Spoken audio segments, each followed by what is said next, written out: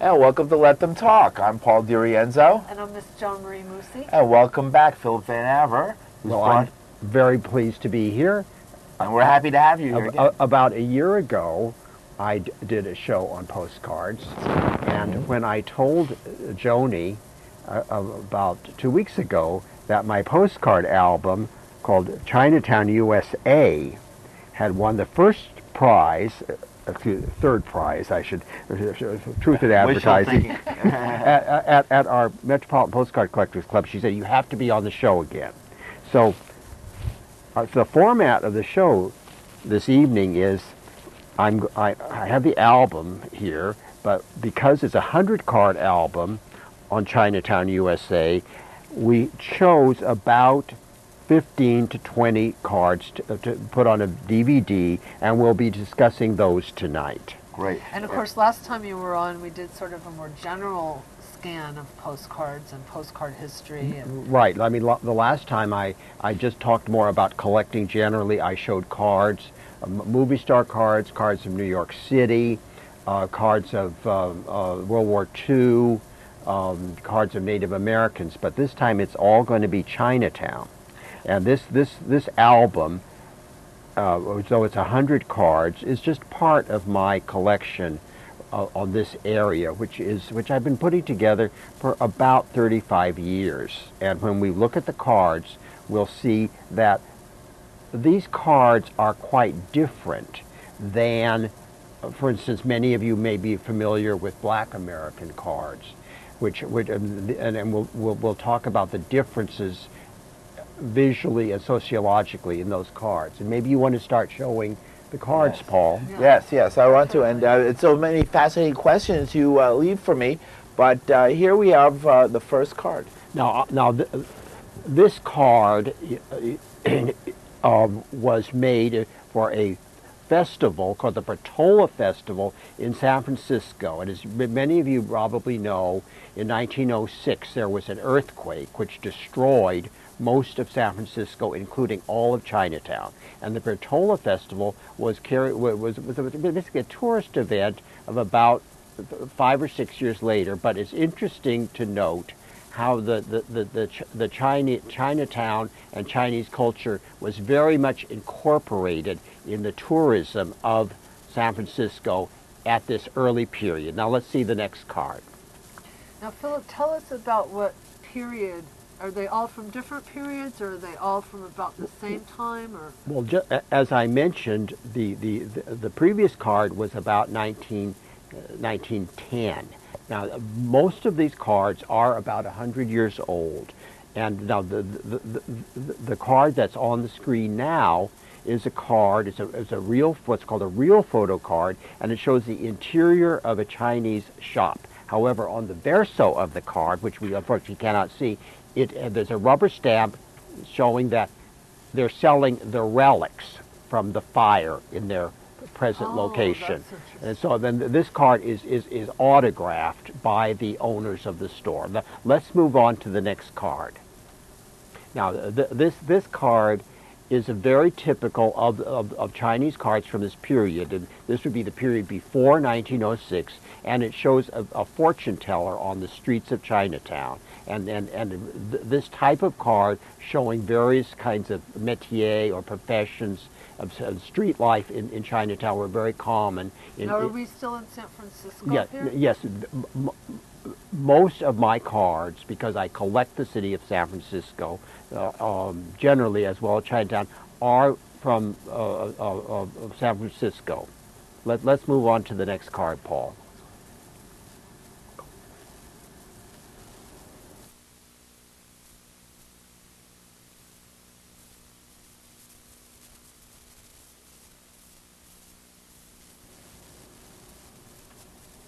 Okay, now this is a card of the interior of a Chinese restaurant. And Chinese restaurant cards were among the most popular type of card, both in San Francisco, Los Angeles, and New York and other cities. And because I have so many in my collection, We're only showing a few of them this evening, but as you can see, the interior is very luxurious. And I'm not sure whether those decorations, I presume those decorations were made in China and brought to, this is a generic card. It doesn't specifically say San Francisco. It might be New York.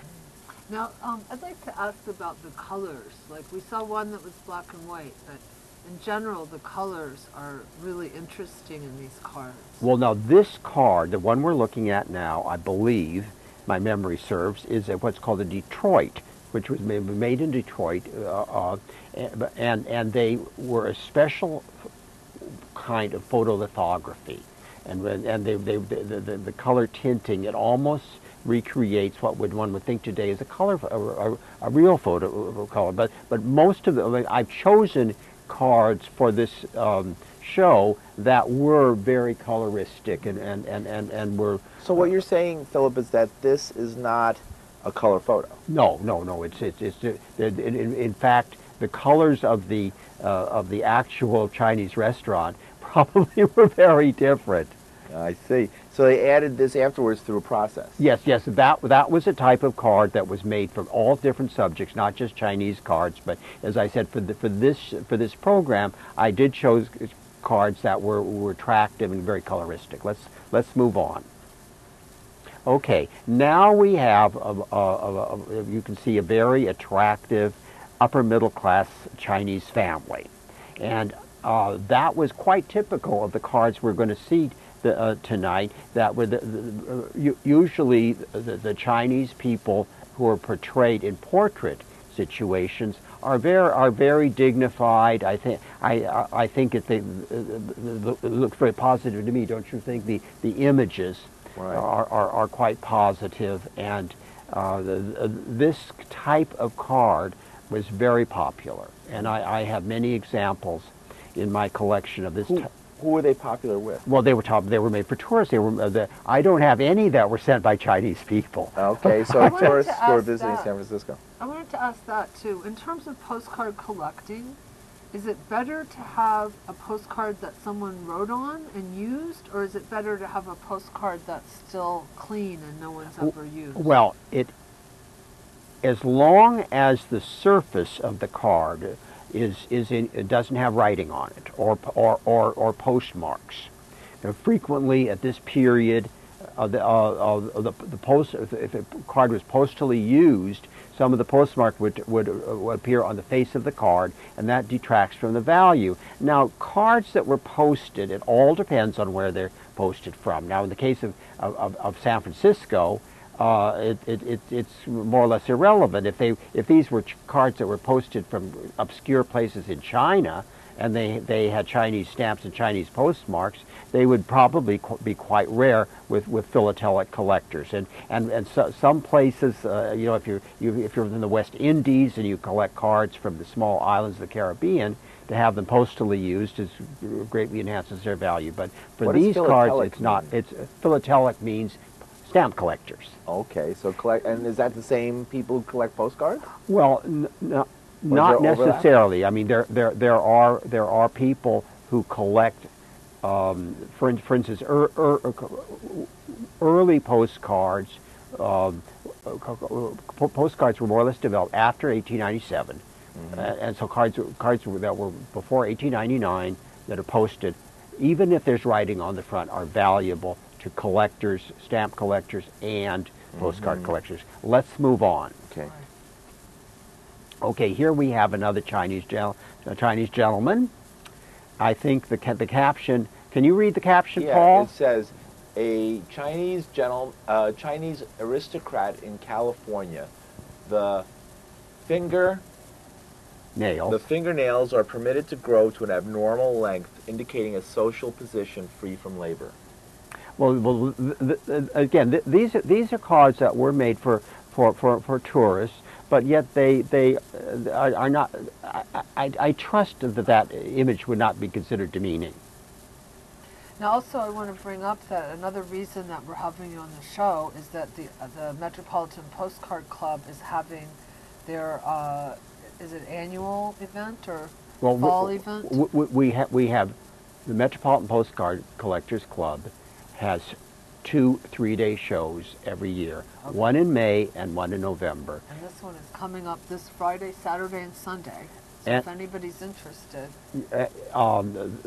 The hours vary between Friday, Saturday, and Sunday, but if you get there around noon or 1 o'clock, you'll you'll get it every day. and have a full day of collecting. And Well, it's at the Hotel New Yorker, which is on 34th and 8th Avenue. So if you want more information, you go to metropostcard.com. But we'll announce it a couple times during the show. So that's coming up this weekend. Onward. Onward. Well, here we have a very cute little boy, and beautifully colored card. This is a San Francisco-based publisher called Britton and Ray that flourished during the postcard era. And I have a lot of these cards in my collection, because I've always liked them. Shall we see some more? Well, here we have Sally in Our Alley, which is a similar card, and for Chinese cards of Chinese children were very popular, whether they be San Francisco or Los Angeles. And this is Chinatown, San Francisco in the background. Yes, and of course this was the Chinatown that was destroyed in the 1906 earthquake. Previous to this picture, probably. No. This is a card made before the earthquake. This is before the 1906 Oh yes, earthquake. these cards are. This card was published before this. So that's a very rare view of something that just a few years after this was Well, totally I don't know if it's devastating. rarity, but I mean it does. It's a rare image, not the card itself, but the image itself. Is you don't see too many images of Yes, it's historic because Yes. the structures were demolished shortly after the card was made. Very interesting.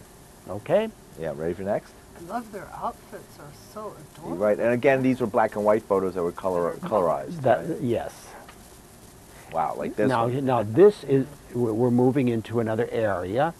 This is a Chinese actor in female dress. Wow. And cards of the Chinese opera in San Francisco were there were many of them, which is interesting.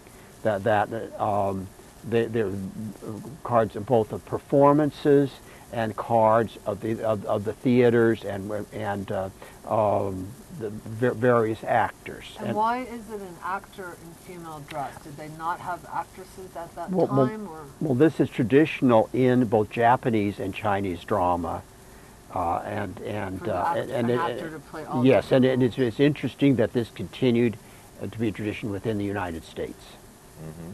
Interesting. And again, this is San Francisco? Yes. And this is prior to or before or after the earthquake? Well, this card is much similar to the previous card, the card of Sally in Our Alley. So it's about the same vintage. Wow. Okay. And who would go to the theater? Do you know much about this? I'm not conversant. Let's move on. Okay. And we'll. Okay. Well, this is the March of the Tongs. Am I right? I think I have this kind, the Chinese underworld fascinated Westerners during this period. And this kind of predates Fu Manchu and that kind of thing. But what's the Tong? What is well, a that Tong. mean? No, a Tong is it's like a Chinese gang. Oh, It's the okay. Chinese version of the Crips and the Bloods. Oh, No, and I don't want to comment too much on this because I'm really not very conversant on the ins and outs of that. But they were referred to as Tong Wars, which were gang wars in Chinatown. Now they're carrying banners. Is that what yeah, well, those are? it's a parade of they originally started as, if I may be incorrect in this, but I'm not sure, as fraternal organizations, and they were because the Chinese were very oppressed in the 19th and 20th centuries. They formed organizations which gradually transformed into some cases criminal organizations. Now, that's not a year up there. It says 1648. That's not the year 1648. No. That is the number of the card. All these cards are numbered. Oh, really? That's something they did Okay, at the time? let's see where we are now. Okay, well, this is what's called a Chinese highbinder, which is a Chinese fighting man. I put this card in conjunction with the card of the Tong because there's probably an interrelationship with that. But this is a vision of Chinatown that is less positive than the ones we've seen previously. And What's a high binder?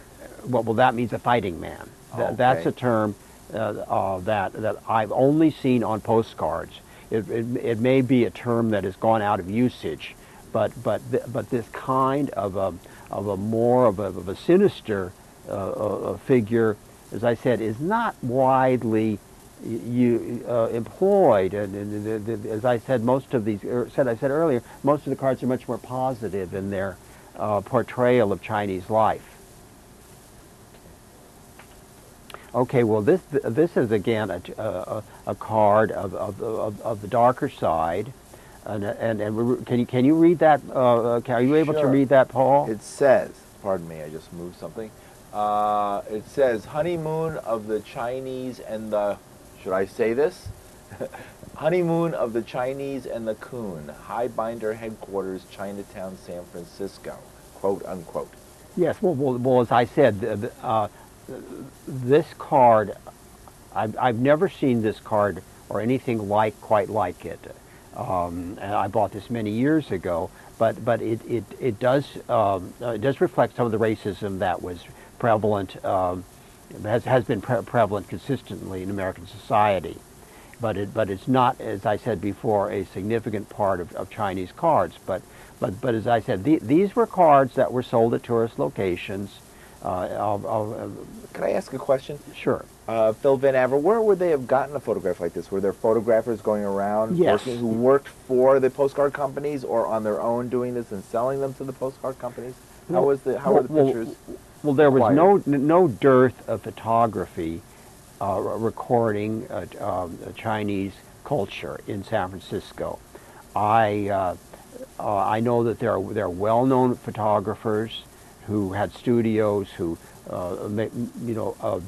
they, to my knowledge, they did not actually produce their own cards, but most aspects of American life during this period, we're now talking about roughly 1900, 1905, are well portrayed in photography. And they don't always make their way to postcards, but how would the postcard companies, the publishers, people would ask them if they wanted to buy their pictures? They would like. Well, an outfit like Britton and Ray, a publishing company, they also publish calendars and things of that sort. And these cards were available to merchants throughout California. They also did postcards of the redwoods and all that kind of thing. They didn't limit themselves. In other words, would they have sent out their own photographers, or would they purchase the freelancers' work? I think they did both. I think that they would probably, because sometimes you see the same image on the photograph of different companies, and that was. But all they would have purchased it then from the same source. Yes, and as I said, these cards were available in hotels, in shops. Britton and Ray and the Detroit were considered better quality cards. Shall we move on to? Yeah, this is a fascinating picture. I've never seen anything quite like it. Okay, well here we have another interesting one. Well, we have, I think it says San Francisco Underground Opium Den, Chinatown.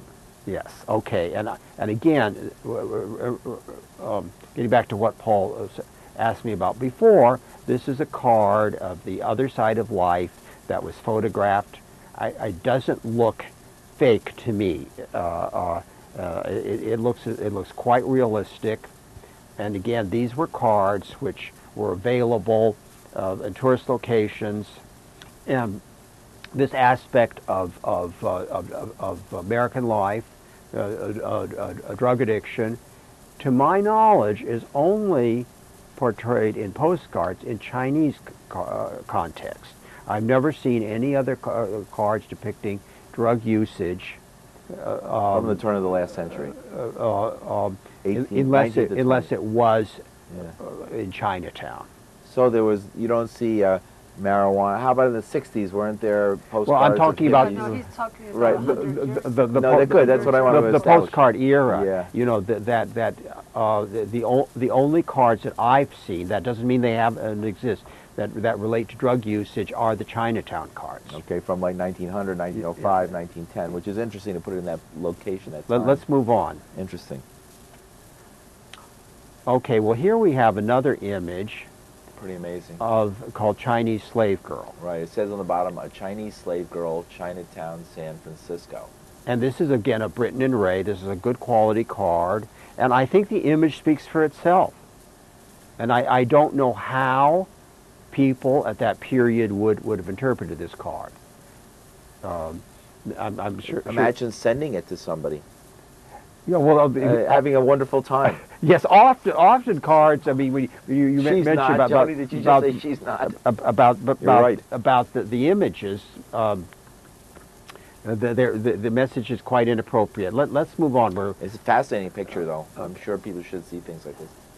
It's not that different. Now, today, I think, now we moved on to from San Francisco to Los Angeles, and this is quite a different story. We have this marching band.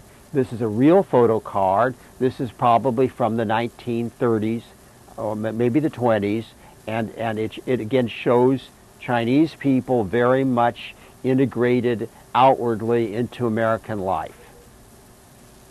And wow, big leap from the previous picture. Yes, and let's see another.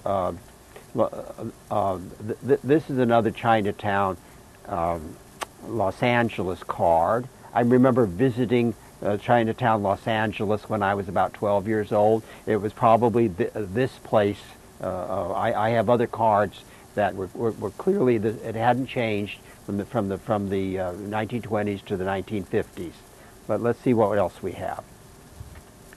Okay, this is New York City. I was going to let the callers figure it out because it comes to you after a few minutes of a few seconds of watching it. Yes, this is an ordinary street scene. This is not visually very exciting, but I would say that Chinatown hasn't changed that much. Doesn't it, Joni? Doesn't it look like? Yep, I would agree. The same buildings. Street, yeah. I'm sure it's many of the same buildings. You know, they say what street compares with Mott Street. Right. And anyway, what else do we have? There's the bend in the long at the end of the street. There's the bend over there. Yeah. And Okay, Chinatown. let's see what else we have here. All right. Okay. We're back to drug. I know everybody out there Wow. loves to take drugs. This is New York City, and so I think my album won third prize because of my postcards of drug dealers, not cute little kids, and drug activity. But Right. this is interesting because the drug users are European, aren't they, Paul? Mm-hmm. I see. They've come to be served at In a Chinatown. New York Chinatown. The earlier one we Opium saw den. was the Opium Den in San Francisco. Correct. This is an opium den or an opium smoker location in cosmopolitan New York, Chinatown, as it says on the right-hand side. Interesting. Do we have any more cards, Paul? Let's see what's next.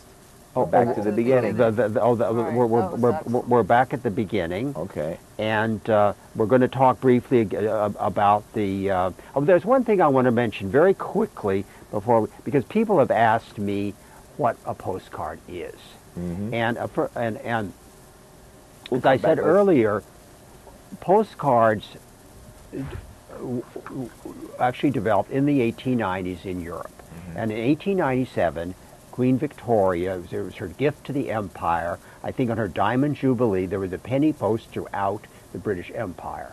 And about a year later, in the United States, postcards were officially recognized, and it was by act of Congress in 1898. And and a postcard, in order to be considered a postcard, it has to have what's called a postcard back. That means it either has to place for a stamp, or simply to say postcard, the top of the card, or simply be divided. A card that is the same size as a postcard but doesn't have any of those characteristics is not considered by collectors as postcards. And the very common New York phenomenon was the arcade card, which was available at vending machines. Those are not postcards. Now Joni's going to talk a little bit, and Joni and I are going to talk about the show. The upcoming event this weekend, Yes. November 12th, 13th, and 14th. That's Friday, Saturday, and Sunday. It's at the Hotel New York on 34th Street and 8th Avenue. And it starts about noon every day. There's different hours every day. But if you want the absolute details, you go to metropostcard.com. metropostcard.com. I can hold it there. And there's a nominal admission fee, but and there's a wide range of prices available. There are 5 people. Some dealers start a collection. Some dealers have five for $1. They're dealers and collectors from all over the world. All right, excellent. So one more thing I wanted to ask about postcards in general is, for people that are collecting them, it seems like there's a pretty wide range of value. Like some postcards, like a single postcard could be worth, say, how much? Thousands. Okay, thousands of dollars for certain pieces. For certain kinds of cards. The cards that we looked at tonight do not fall in that category. I mean, some of them I paid as little as 15 cents for. Okay, but that's interesting for people a few years ago, it's very affordable. In terms of it being a collecting a lot of people buy cards online. Well, what kind of people have you met that also collect postcards? Would you say it's a pretty big range of people? Well, you have people who are interested in the arts. Mm-hmm. You have people who collect their hometown. People who collect Yonkers. Right. I collect Bellingham, Washington. That's one of the most popular type of collecting. People who collect Staten Island. People who collect the various neighborhoods of Brooklyn. The Bronx. Those are all very popular. There are people who collect, like I collect movie star cards. There are people who collect. I managed to somebody, and he collected only Deborah Paget cards. Oh wow, he really specialized. Yeah, I asked him why. Right, well, we're just about to wrap up. So. Okay, well. Okay, so Phil Van Aver, thank you so much for joining us on Let Them Talk. We're going to have the artist Fantuzzi next week. And go for it. Come to this event. Learn about postcards.